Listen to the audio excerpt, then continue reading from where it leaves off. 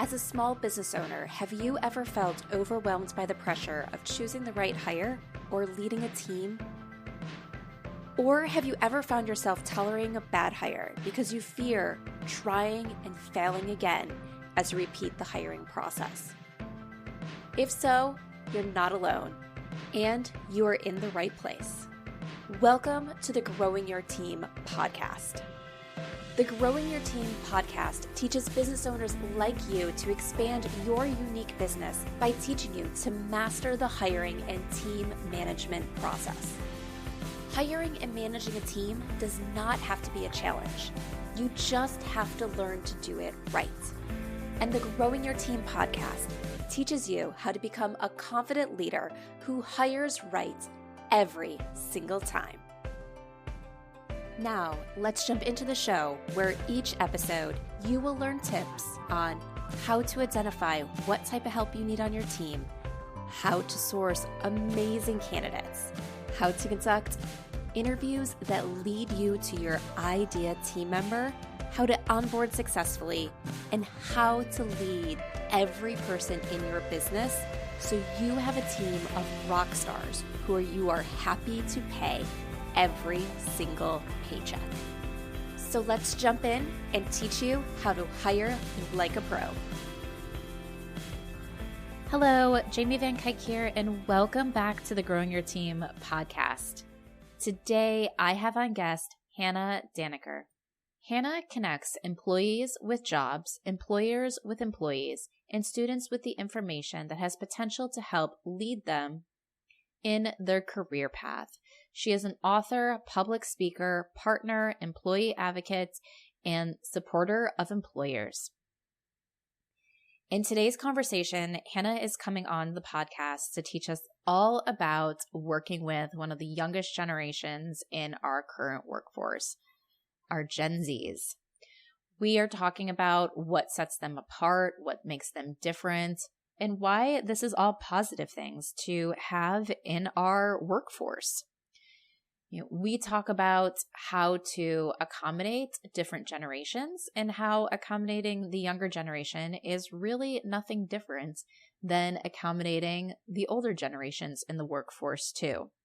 And we talk about how to prepare to have different generations in our workforce, and also why Gen Z is the way they are and why they do seem so different than other generations coming in. Once again, all from a positive thing to help you prepare to have successful team members within this generation. Because guess what? They are going to be here for a long time. And with all types of employees we hire as small businesses, we have an option. We can help turn our employees into the best employees that we will ever have, or we can struggle with the workforce that's available for us. So let's jump into the conversation and learn more about Gen Z and how we can be successful hiring and leading this generation within our businesses. Hi, Hannah. Thank you so much for joining us today on the Growing Your Team podcast. Hi, Jamie. Thank you for having me. I'm excited to be here. Yes. All right. Before we jump into today's conversation, can you take a moment and introduce yourself? Absolutely. So I'm Hannah. I'm a managing partner at the Better Together group of companies. We are a small family-owned business. We do a lot of stuff, but really we're in HR. So we do some HR consulting, staffing support, and then also payroll solutions. But my main joy, my main thing comes out of connecting. I like connecting people to information. I like connecting people to jobs. I like connecting employers to employees. Just really helping bridge that gap, whatever that gap may be. Yes, love that. So I know one of the things you mentioned before we started recording today is you just mentioned that you had a brand new intern start today. Tell me a little bit about that, because you said when I asked you the quick question, you said you've had many interns. And I know that's something that small business owners always think about, because they think intern, you think free or cheap labor. But I always tell people it's not always just that, because you have to teach. So tell us a little bit about your experience with interns. Yeah, absolutely. So we've had an internship program for probably 2 or 3 years now. It's been a while. We started it a little bit after COVID, and it came out of honestly my desire to give back to the same spot where I was struggling the most.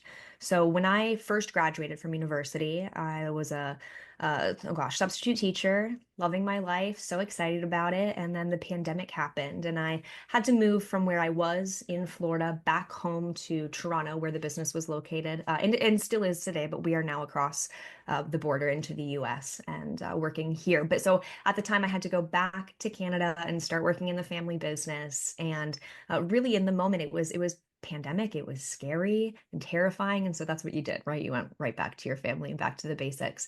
But in that, I was really struggling.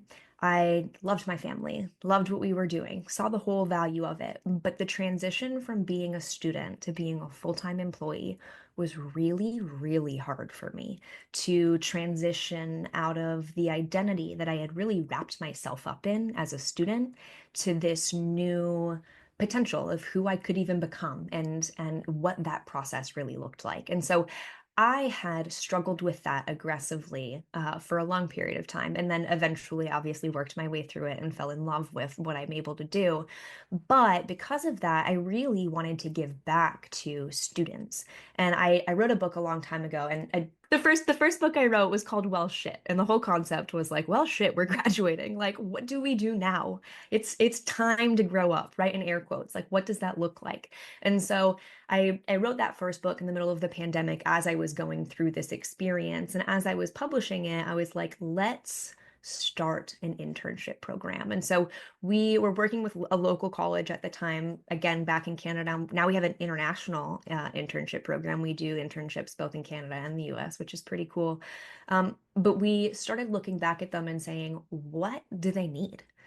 They need guidance, they need experience, and they need somebody who cares about them and about what they want to do and how we can help them get there. And so that was kind of where we started with it. And both, yes, you get an employee. Yes, that employee does get to do wonderful things for you, and you can use them because they are great labor and you want to gain the value of what they have to offer. But at the exact same time, it's important that you lean back into supporting them and what they're doing at the exact same process. So that was kind of the origination of it and really kind of where we came into it with that two-line thought process. That's really worked well for us. Yeah, and I love that because one of the things I was actually just talking to a friend about a few months ago, and he was talking about just some of like a frustration with one of his newer employees and everything, and I was just reminding him, I was just like, No one, people have different levels of it, but people really aren't professionally mature in their first job because they don't know how to be professionally mature yet. And yes, some Hmm. of those personality traits and work styles and stuff that are just ingrained in people from the beginning, and everybody has different things ingrained in them based on like their background and what they're exposed to and just their typical personality. Like yes, there's all that. That's a starting place, but everyone has to learn how to operate in an office environment because you've never Absolutely. been in an office environment until you're in an office environment. It's like Absolutely. it's like one of those things. It's like if you ever watch the movies or think about like Princess Diaries, if you've ever seen that, and the character is like she's just this normal everyday person, and then she has to learn how to operate in a royal setting. She has to learn royal etiquette. And why does she have to learn it? Because it's not her. She's never been in that environment before. So I can completely understand, Hannah, like what you were talking about, where it's just like you have this identity as a college student and now you need to have this identity as a worker and it's just like wait, I've never been in this environment before at this capacity. Yeah, and so how do you switch and how do you help them switch and how do you do it in a way that doesn't crush their soul, you know? Because there was lots of days where oh my gosh, was going to work and showing up at work because my last name was on the door, because it was my family business and because I couldn't go to family dinner on Sunday if I didn't show up to work. Can't call in sick and then continue to come back.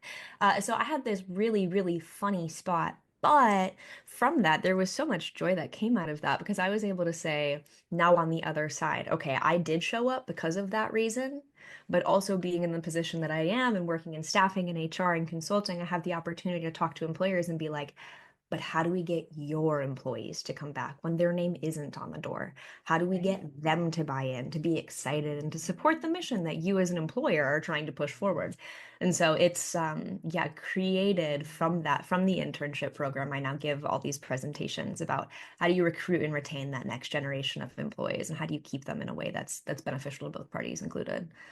Yeah, and that's so important because I feel like that's what all small business owners want. It's like we start these businesses, they're our baby, we're putting our blood, sweat, and tears into it because it is our thing, and then we go to hire someone and they're not. It's not their baby. Like they don't feel the same drive to put their blood, sweat, and tears in it because to them, it's a job. And how do you make someone really passionate about that job and like understanding that it'll never be the same passion that we have, but make it so not we don't want employees that are going to come like on their deathbed to work because they feel like they have to, but Yeah. understand that they as an individual make an impact.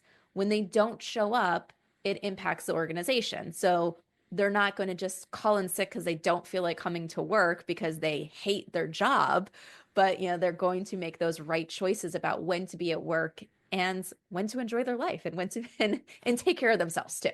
Yeah, yeah, absolutely. Giving, just honestly helping that person get their why. No matter the employee, no matter the age group that they're in, absolutely, whomever you are, having a why behind what you're doing at work every day is going to help you show up, whether you're the employer or the employee. But the value in inherently knowing the purpose is really important to at least a good workplace culture, I think. Right. Yeah. So let's talk more about that newer workforce and everything, that Hmm. Gen Z workforce. So I myself, I'm a millennial, and I remember when I entered the workforce and everything, people just complaining all the time about millennials and me being in these like leadership meetings and being like, wait, I'm a millennial too. Do you realize you're complaining about me like while I'm here? Even though, but they're like, Yes. but Jamie, not you. You don't act like a millennial. And I remember I even got this, I went and got this book of like how to manage millennials. So I was like, well, if I don't act like a millennial, like what do they mean? And realize like, no, no, no, like I am 100% true to the millennial thing. I just present it differently at work. But Hmm. reading that book, it just allowed me to really see that every new generation that comes into the workforce, it's not that they're bad, it's that they're different. And Hmm. I feel like that's one of the things that we need to understand, even with like Gen Z and then the next generations that will come in. It's not that their habits are bad, they're just different than what we're looking for. So let's talk about that. Like Gen Z, how do we recruit for Gen Z? How do we retain Gen Z? How do we Hmm. make them those employees that do care about our organization, those employees that we're happy to pay because they're doing great jobs? Yeah, great question. And that's, oh my gosh, I could talk for 90 minutes about just that specifically. But I would say from a real bird's eye view, the best thing for a manager to do is exactly what you said, is to try to understand the differences that are truly there.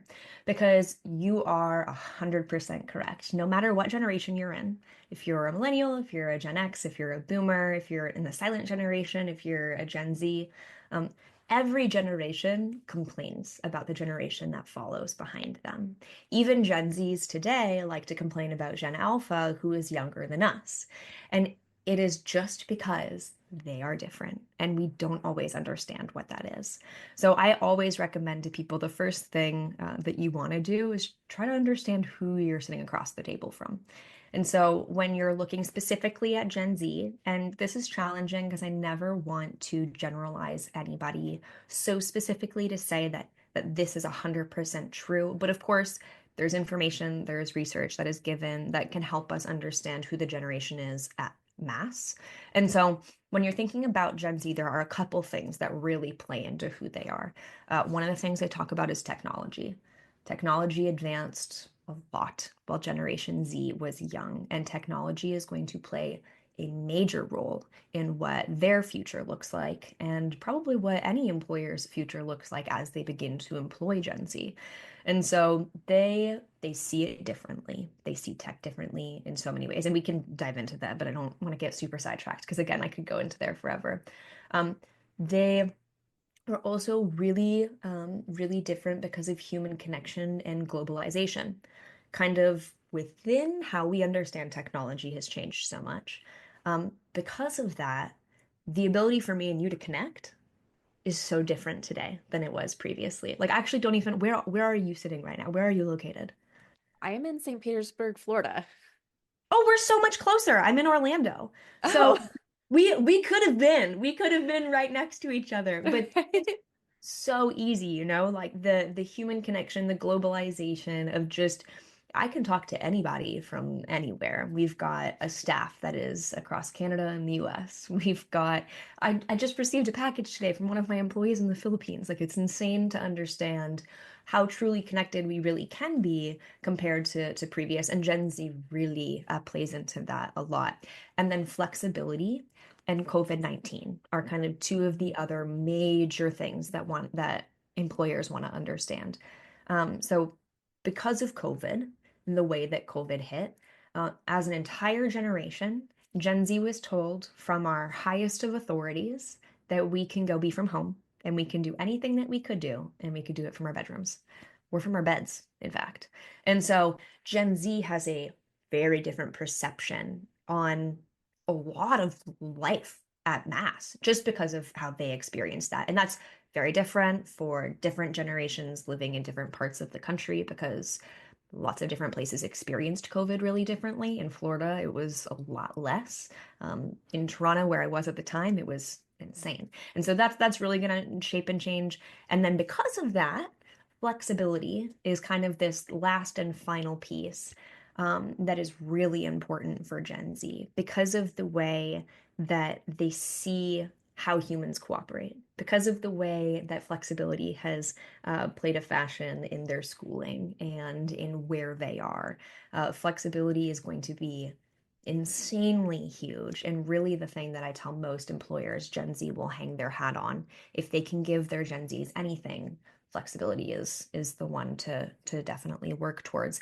But those are kind of like the four main factors that start to create the makeup of a Gen Z. Then everything you do from that, the way that you manage them, the way that you communicate them or with them, can all kind of flow with an understanding from that base. But that's definitely where I start.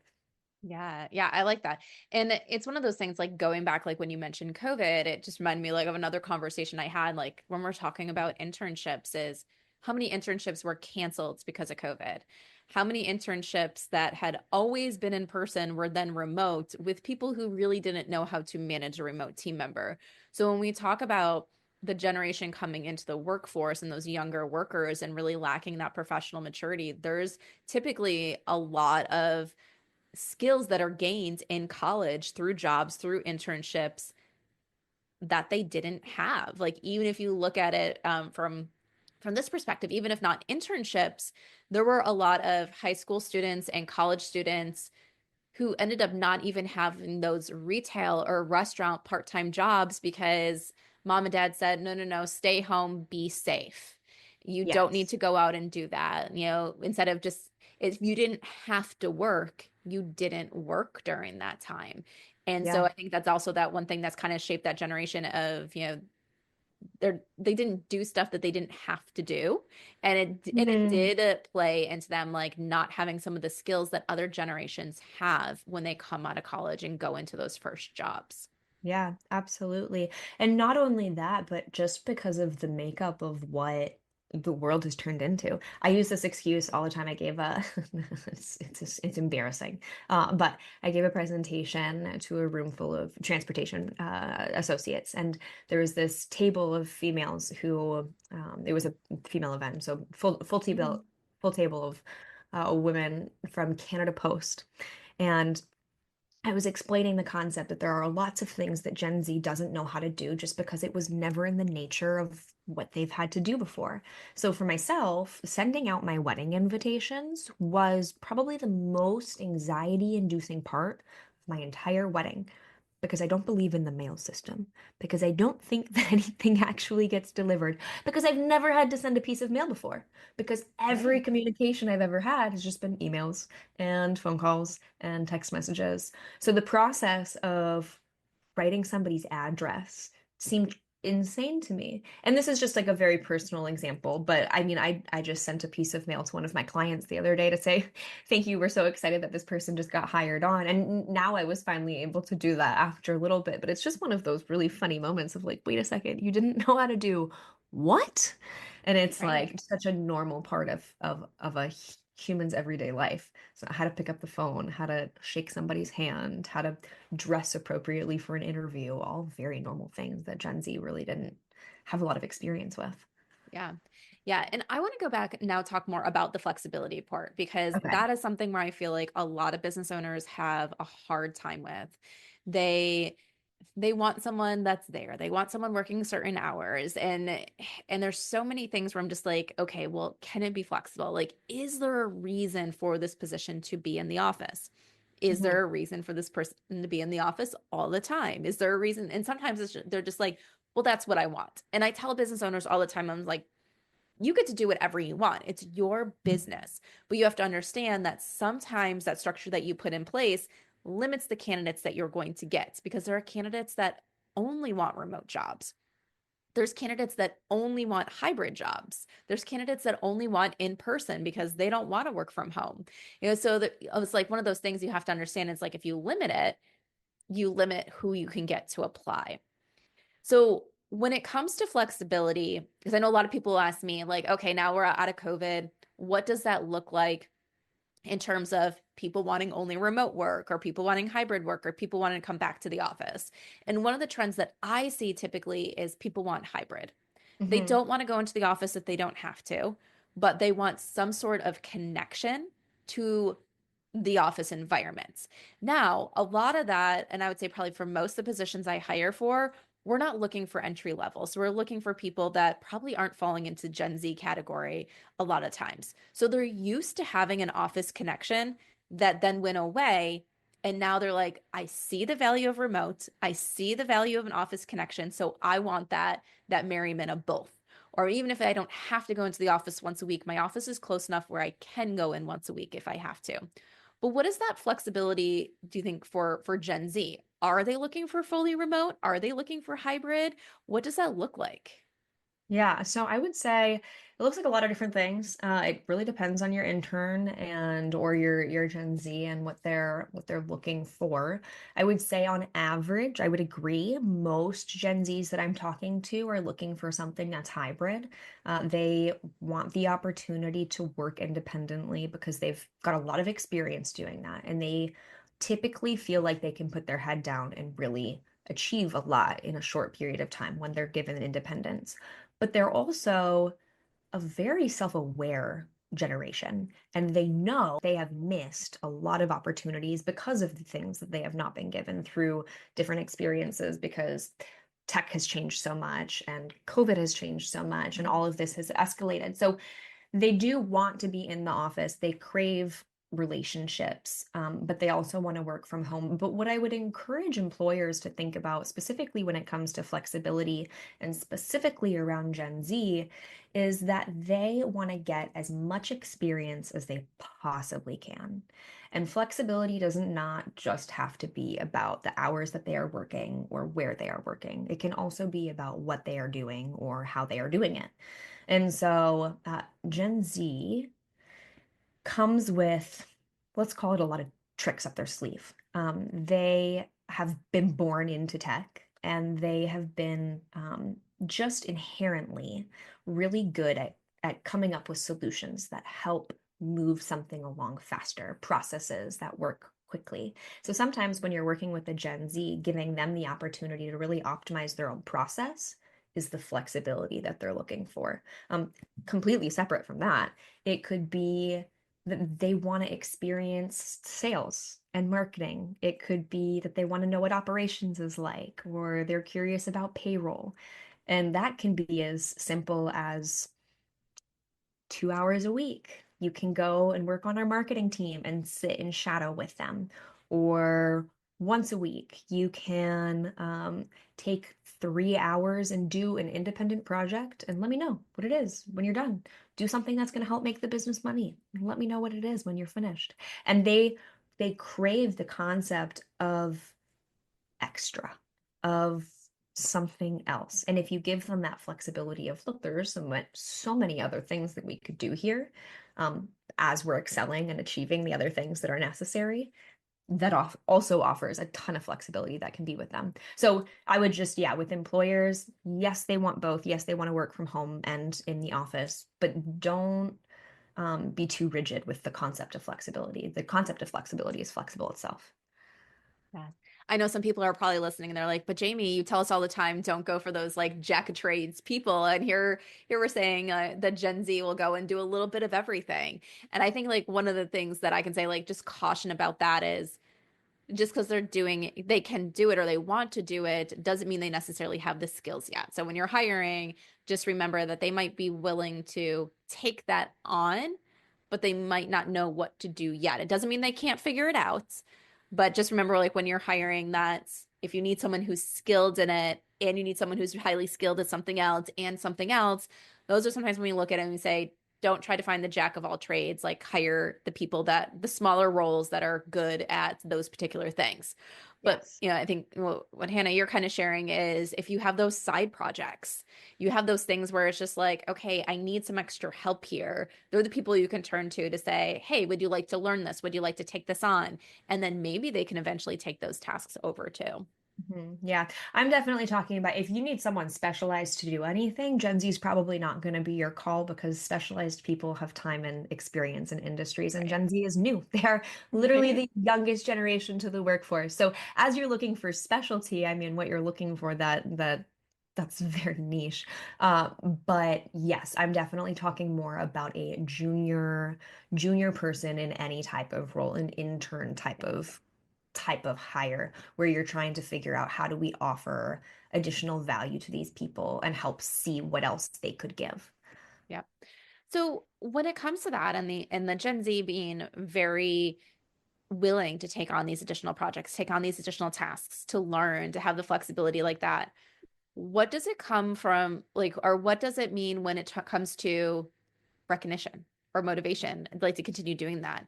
Is Mhm. it I want more money because I did this side project? Is it, kind of that type of thing? Because I think there's some of and millennials might be one of the ones that's a little guilty of this. It's like, I see it all the time.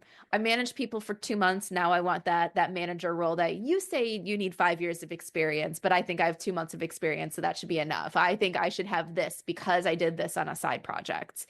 And so are they also like, I did this. Now compensate me accordingly with raises, with additional titles or things like that, or are they more flexible with that? I would say, yeah, they probably, compared to other generations, I would say I've seen Gen Z stick up for themselves and ask for a raise on a higher average than other generations. Um, They are not scared to ask for what they want, but they don't always have a clear expectation about what's reasonable or not. And so, again, because we're talking about junior line employees, you really do want to understand that you're going to have to come in, and sometimes you have to say no to them on that case. It's no, this was an opportunity for you to learn, for you to excel, for you to gain more experience, not for you to transition into a management role. And you need to be very clear about why they are doing what they are doing and the purpose behind it. And I think that it's good that you mentioned that because you can, in those project type roles, kind of get into more murky water that way. So clarity is always really important. But I think with recognition with Gen Z, they really just want to hear, in my opinion, thank you. They want to know that the work that they've done has value to it and where it's going and what it's doing and why they had to do it. And then just honestly, a thank you for doing what they were doing, assuming that it was above and beyond. They don't really need the participation trophies. But Yeah. when they do go above and beyond, they definitely appreciate the thank you. But honestly, much like any human, like that's just a person thing, not a Gen Z thing. Right, right. Yeah, and I think like one of the reasons why Gen Z is so good about like asking for raises and asking for those things that some other people might just think are unreasonable is the truth of cost of living is so much more now than it was, but salaries and especially entry-level wages have not gone up significantly. So they're really at a point now where it's like, if they want to move out of mom and dad's house, if they want to do this, if they want to be able to afford a car, if they want to be able to just afford the basics of life, like they're really looking at that to say, how can I do this? And what I'm earning is not enough.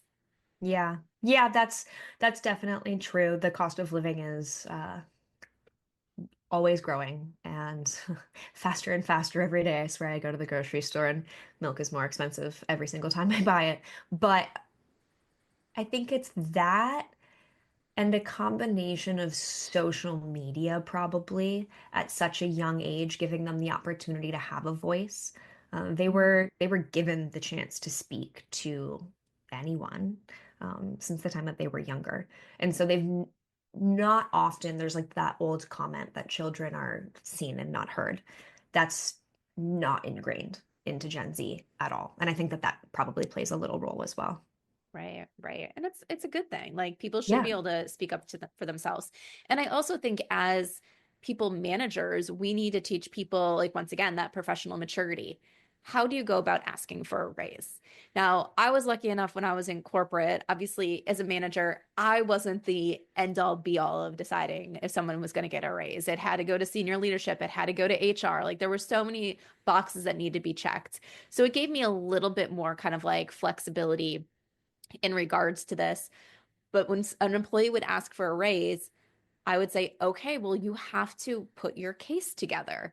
And mostly because I was like, I have to go and be able to present this. And if you can't tell me why you need a raise, I can't go and tell the next person in line why you need a raise because this needs to Absolutely. start with you. And one of the, like, they would go and put stuff together. And I remember this one employee, it was all personal. And I had to look at them and say, I don't care that you decided to move into a more expensive apartment. And she wasn't Mhm. saying, I've done my research and I can't afford to live anywhere in the city. It was, well, I moved into this other apartment and my rent is more, so therefore I need a raise. And I was like, I don't care. That was your decision. And I can't give you a raise because you decided to move into an apartment that maybe you can't afford and not give the next person a raise because of where they choose to live and things like that. I was like, so I had to teach them. I was like, when you ask for a raise, it needs to be about the work that you're doing and really coach them through that. And I was with that able to get some raises for my team and everything, but it was just helping them realize of like what matters and what doesn't matter. Obviously, there are things where it comes down to if your employees cannot afford to live, then that is one thing that if they're coming to you and sharing that information, that is completely different than saying, I decided this weekend I'm going to go out and buy a car, even though I have a perfectly good car, but this other car is more expensive and I need a raise to cover it. So it's like, what are the necessities versus the wants? So if they can't cover their necessities, you probably need to look at your budget and to see what can you really afford and can you actually afford the work that you're hiring. If you can't afford the work that you're hiring, then you might need to reevaluate things as a business. But but yeah, like help teach your employees like what does it look like to earn that next raise? Help them see what does it look like to go from a junior employee to a mid-level employee to a senior employee? Like what milestones do you have to hit? What work output do you have to achieve and stuff like that so you can do that coaching. Yeah, absolutely. I like the concept that you said, like, what are you going to do to earn the thing that you're looking for? Mhm. Oftentimes people will come forward and they're like, I want a raise because I can do these things. I'm like, how about giving you a raise because you are doing those things? Like, start, do it for 30 days, and well, let's have a conversation. But so often people are like, I could potentially, and it's like, yeah, that's not going to help your case very much. But if you can Yeah. say, I'm doing this, I want to keep doing this, this has been beneficial because of this, just like what you said, build that case behind yourself. It's going to go exponentially better for you. Yeah. Yeah, definitely. You know, earlier you brought up even something about knowing how to dress for interviews. And I feel like that's like a topic I have to talk to my clients a lot because they're like, so like the person didn't even dress up for their interview. And I'm like, all right, client, you're someone who's sitting here in like a sweatshirt and jeans. You've put off this whole brand that you're casual. You show up to work with your clients like that because of the type of business that you run. why are you expecting a guy to put on a tie to come to an interview? So I do feel like there is one of those things of like Gen Z might not know what it means to dress professionally, like business professionally, but do they have to dress business professionally for your organization? And Yeah, especially I feel like remote interviews, people dress completely different than if they were actually showing up for an interview. yeah, absolutely. Yeah, I think that really depends on really just the individual that you're talking to, where they're applying and the culture that they're applying to. The person just needs to be aware of what they're walking into. Like it's not challenging to fit just mirror for a little bit, fit the culture, look them up on Instagram, find out what their other employees are wearing at the desks. Yeah. But yeah, I think that Gen Z will actually do fairly well at this because they have the resources to kind of see what else is being done there. But it really does play back into the role because oftentimes in blue collar positions, they don't know what to wear. And so they're just coming with what they have on. And employers at that point need to be wondering, well, okay, like what is okay and what is not based on, what you're looking for. But Right. it is funny. I actually just did a video a little while ago for a HR company in Canada just about how do we talk to this next generation about like what they're wearing when they show up. And it was a full video about like, okay, well, let's look at the job that you're applying for. Like, are you wearing safety shoes every day when you're applying for this? Well, you probably don't need to have dress shoes then for your interview. They don't need to be perfectly cleaned. Nice shoes with good slacks is probably going to do just fine. But are you a lawyer going into a corporate office? Well, then wearing your sneakers probably isn't going to be the same. So it's really just the Right. situational awareness. Yeah. Unless that But law firm is known for their sneakers. Like that's yes, like one of the things about that brand. I don't know many law firms known for their sneakers, but Yeah. I would say there should be. I always think it's one of those things. I think law firms dress way too professional for today's environment. So, I would agree with that. Yeah, yep. absolutely. Um, anyway, okay, so we're getting close to the end of our time here. Is there any other tips that you can give so we can be successful when we're going to hire or retain Gen Z workers?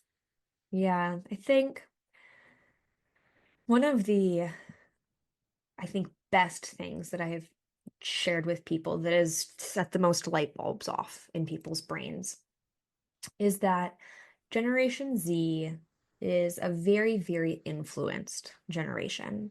Since the time that they've been very young, they've been influenced from all areas of their life, from their teachers, from their parents, later from social media, from friends, from actual influencers. We've like just redefined the term influencer. It's insane. And so a lot of employers, when they first connect with Gen Zs, they immediately expect the respect that they're used to and the ability to influence pretty immediately because that's the average relationship that they've seen between an employee and an employer. But what I see most often with Gen Z is because they've been influenced so regularly since the time that they're young, they've built these walls that are really, really, really big around them. And while they're practical, yes, they will show up to work. Yes, they will do what you are telling you to do. They're not going to take that wall down to the opportunity to actually be influenced by the employer initially. Not until the employer sits side by side with them and genuinely starts to create a connection where that employee feels like they've created a relationship and a valued relationship rather than just an employee employer kind of communication. So typically, when an employer's connecting with a Gen Z for the first time, whether it's your first Gen Z employee or your 100th, they want to walk in and they want to have impact right away. I want you to learn XYZ because people, we love to teach people. Like it's pretty normal for us to have that desire. But with Gen Z, it's just really important to remember that you need to be very, very, very patient because they don't want to give you the space to influence them until they can trust you. And they can't trust you until you take the wall down. And so it can be so frustrating for employers when they immediately come into these relationships and they're like, this is going to be exactly how they've expected it in the past. And when Gen Zs don't offer the opportunity to influence, it can create that frustration. But be patient. That employee could be the best employee you could ever have. Some of our Gen Zs are our best employees. Like they're amazing. But we didn't know right away. It took a little while to both find it in them and to help them get there too. So it's a patient process. Yes. And I like that. Like it's also one of those things of, I always say you got to be patient with your employees a lot when they're coming on. Like we needed help yesterday, which is why we are hiring in small businesses, but it takes time to onboard. It takes time to train. It takes time to really have someone become good at their job. Like you're hiring because they have skills, but they need to learn how to do it in your environment with everything. And so you really have to have that patience. There's a big difference between letting someone not like fail and because they're not doing the work and they really need to be exited from the organization, and just letting someone get into the role and show you their skills and learn and really excel. And have you pull it out of them too, because I mean, Gen Zs are young. Like that's the age group they're in. They're still learning. So there's so many things that are yet to be uncovered that they might not even know that they can support with. Right. Right. All right, Hannah, we have to start wrapping up for today. So tell everybody how they can get in touch with you. Yeah, so you can go online to x2toz.org. That has a bunch of books that I've written. Like I said, I just like to connect. I like to connect people to the information that I have. So all of that is available for download for free. You can get the links to all of the actual books if you want a hard copy on Amazon from there. And then also from x2z.org, you can find your way back to Better Together Group, which is the staffing, consulting, HR, payroll solution support that we have. So x2z.org, just don't say it too loud or too quick or you'll giggle. Sounds good. All right. My final question that I love to ask all my guests. We have all had leaders or managers that have stood out to us. Think of a past leader or manager that you have had and share one thing about them. One thing about them, the best piece of advice that my one of my mentors leaders have given me is always to go back to curious. Just always resort back to curious, and it will really help you everywhere you go. Always ask questions, and I love that. Good. I love that. All right, Hannah, thank you so much for joining us today on the Growing Your Team podcast. Thank you, Jamie. It's great to be here. And that wraps up this episode of the Growing Your Team podcast. But before we go, are you ready to gain the confidence to hire like a pro, but need to find a way to do so that fits your limited time and doesn't stretch your budget beyond its capacity? Let's face it, hiring has a lot of complexities. And if you don't know what you're doing at each step, you increase your chances of hiring the wrong person and then having to spend both time and money to rehire. So it's something that you want to do well the first time. But if you're like many small businesses that are hiring their very first contractors and employees, you most likely don't have thousands of dollars to spend on high-level hiring consultant services or full-service recruiting. But you still need help. You still need guidance. You still need the support to hire well. That is exactly what the Micro Hiring Consulting Program is for. This is a consulting program designed to support you through the process of hiring and onboarding contractors and part-time and full-time employees in a manner that fits your schedule and your budget. It's a month-to-month consulting program that gives you access to one-on-one calls, office hours, live training, and unlimited email support, so you have expert eyes on every job post, interview question, onboarding plan, or anything that you create, so that way you know it will work for you and be successful in the process of finding your ideal candidate.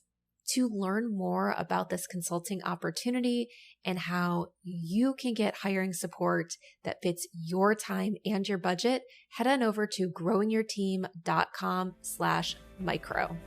Once again, go to growingyourteam.com/micro to learn more about this consulting program that's going to help guide you to successful hires every time.